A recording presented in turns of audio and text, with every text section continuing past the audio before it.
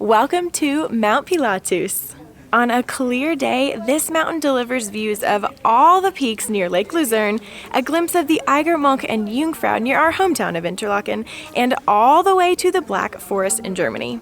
And according to legend, the rocky peaks of Pilatus used to be the home of dragons. First, we're going to show you around here at the top, then we're going to explain how to reach Mount Pilatus from Lucerne, and we're going to end with some super fun activities down at Frackmüntag. Since most of you are coming up here for the views, let's start with that. There is a big observation terrace just outside of the station, and you can also climb up this set of stairs to see an even better view from above. I know it looks steep, and it is, but if you're up for the short climb of 5 or 10 minutes to the Oberhaupt viewpoint, it is definitely worth it. There's also a dragon trail through the rock caves and crevices to make you really wrap your head around the fact that multiple eyewitnesses in the 1400s and 1500s say they saw dragons up here. By the way, if you spy a dragon while you're here, we want to hear all about it. Speaking of dragons, of course you can paraglide from Mount Pilatus and then you get a dragon's eye view over Lucerne.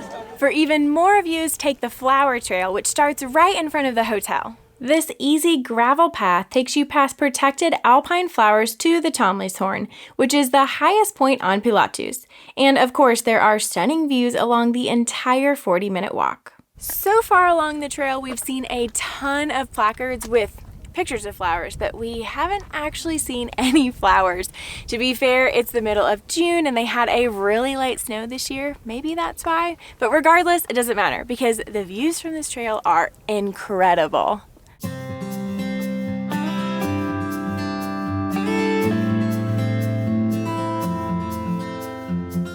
Up to the point of reaching those steps, this trail has been really flat and easy. Now the peak is over there. There is going to be some climbing, but something tells me it's going to be worth it.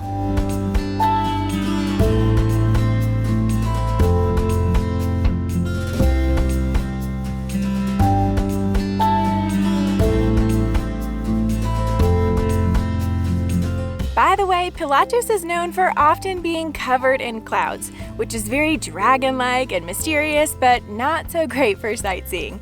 In fact, when we first came up here on our honeymoon, it was covered in clouds and we couldn't see anything. So our best advice is to come up here first thing in the morning for a better chance of clear skies. And of course, you can check the webcam before you come up too. And the final viewpoint we want to show you is Azel, which is just above the station. But if you'd rather not climb up all the steep steps, you get a pretty amazing lake view from this platform right here. But with all these different viewpoints and the uphill walks to get there, you might be wondering, is it worth seeing all of them? So here's my thought. If you want the very best view, choose Azel because it's by far got the best lake view and you can pretty much see all the mountains and everything else you can see from the other two. But if you want a great hike, for sure go to the Tomlishorn. That was an amazing hike with incredible mountain views the whole way. And as far as Oberhaupt, in our opinion, you don't really need to go up there, not because it's not great, which it is, but because you don't really see anything there that you can't from these other two. There are a few restaurants up here, but we're saving our appetite for something yummy at our next stop instead. So the last thing we want to show you at the top of Pilatus is Dragon World. Continuing with the dragon theme, you can walk through Dragon World to learn about the legends of the Pilatus dragons through interactive games and hands-on activities. We expected it to be really small but fun, and it was both. But the games were surprisingly hard, unless Janet was just really bad. Okay, update. I was pretty bad at it too. Mount Pilatus is special because there are two very different ways to get up here. From Lucerne, you can take a train or boat to Alpnachstad, and then the world's steepest cog railway up to Pilatus. Or you can take a bus from Lucerne to Kriens, and then ride a gondola and a cable car, including the Dragon Ride, up to Pilatus. The fastest route, which takes just 55 minutes, is by train from Lucerne to Alpnachstad, and then the cogwheel train up to Pilatus. By the way, if you want help planning all of the details surrounding your trip to Lucerne, be sure to check out our Lucerne travel guide. But now it's time for us to ride down to the next stop of Frackmüntag on the Dragon Ride cable car, which supposedly glides through the air as smooth as a dragon. And while we're taking that trip, we'll tell you about tickets and passes along the way. The standard round-trip ticket for a visit to Pilatus costs 80 francs, and this covers the cable cars, the cogwheel train, or a combination of the two. You get a 50% discount with the half-fare card, Swiss Travel Pass, and the Eurail or Interrail Pass. But if you're visiting a few peaks around Lucerne, we definitely recommend the Tel Pass, which allows you to reach Pilatus and pretty much every other peak in the area for free. Plus, it covers day trips throughout a huge portion of central Switzerland. You've probably heard of the Golden Round Trip and maybe even the Silver Round Trip, which cover your journey to and from Lucerne and allow you to take one route up to Pilatus and the other route down. And the Golden Round Trip includes the boat ride between Lucerne and Alpnachstad too. There are special tickets and prices for these journeys, and honestly, having one ticket for the whole thing might be the most convenient option. But keep in mind, you can already do all this for free if you're traveling with a Tel Pass. Kids under 6 are free, which is the case everywhere in Switzerland. Kids 6 to 15 are half price, or free if you have the Swiss Family Card. And finally, for 14 francs, your dog can come up to Pilatus with you too. Tickets can be purchased online, on the SBB mobile app, or at the station at a ticket counter or ticket machine. If you're planning a visit to Pilatus, of course you want to explore the top station, but don't skip Fragmentag. Your ticket includes a free stop here, so why not get off and enjoy these 6 fun things to do?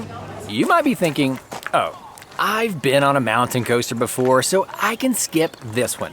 But we're going to invite you to think again, because this summer toboggan run is the longest in Switzerland at 1,350 meters.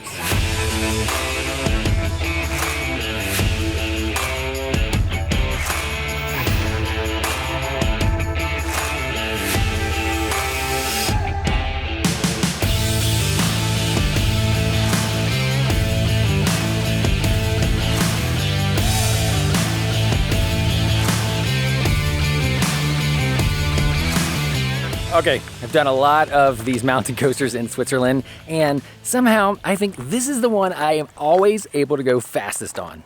Man, we say it all the time. Switzerland is a great place to be a kid. The Wipfelpad is a treetop playground where kids and adults alike can safely explore the forest surrounded by wooden walkways and nets. And of course, it's educational with signs about plants and animals on Pilatus along the way. Oh, and we almost forgot to mention that this Wipfelpad is completely free. Climb, balance, zip, and fly from tree to tree in the Pilatus Rope Park. Regardless of your athletic abilities, you can conquer up to 10 different courses, and each one has at least 6 obstacles. There's even a ropes area just for kids. The Dragon Glider is yet another way to feel like you're a true dragon on Pilatus. Fly half a kilometer from the forest at Fragmentag, loop over the trees, and then glide to your landing in Drachenalp at a cool and controlled speed of just 12 kilometers per hour. That was so fun and honestly relaxing too. If you've been to Pfingstag near Grindelwald, then this is really similar to the Pfingstag fly line. So if you're afraid of heights or don't have a need for speed, this is a great alternative to some of the other adventure activities here. It also conveniently dropped us off at the next spot on our list. If you've seen any of our other videos, then you've probably caught on to the fact that we love good food. I mean, who doesn't? So we had to make a stop down here at the restaurant in Drachenalp. However, this isn't quite a typical restaurant. You grab your meat and potatoes from the kiosk and then get to grill your food on your own. Not to mention that the woodsy feel of this place is super cozy. Ever wondered what it's like to sleep in a dragon's nest? Well, now you can find out for yourself by staying in the Fragmentag tree tents. We really wanted to stay in these because the price includes your ascent and descent, exclusive evening access to the ropes park, a grill buffet dinner and breakfast in restaurant Fragmentag, and of course, a chance to sleep in a floating dragon's nest. But they have limited availability and you have to bring your own sleeping mat and sleeping bag, which we don't have with us at the moment, so we'll definitely try again in the future. But we need to keep moving because believe it or not, there is still more to see and do. One stop down from Fragmentag is Itinerary. And if you are a family with small kids, be sure to mark down this spot. The Piluland playground is basically a make-believe dragon land with castles, slides, bridges, and swings. If you're wondering, Pilu is the friendly red dragon mascot of Pilatus, and he's kind of giving me flashback vibes to Puff the Magic Dragon. Anyone else? I love that Pilatus is just one of the many mountain peaks surrounding Lucerne. So So watch this next to learn how to plan your trip to Lucerne, or check out our Lucerne travel guides for our best recommendations on where to go and what to do. And we'll see you in Switzerland.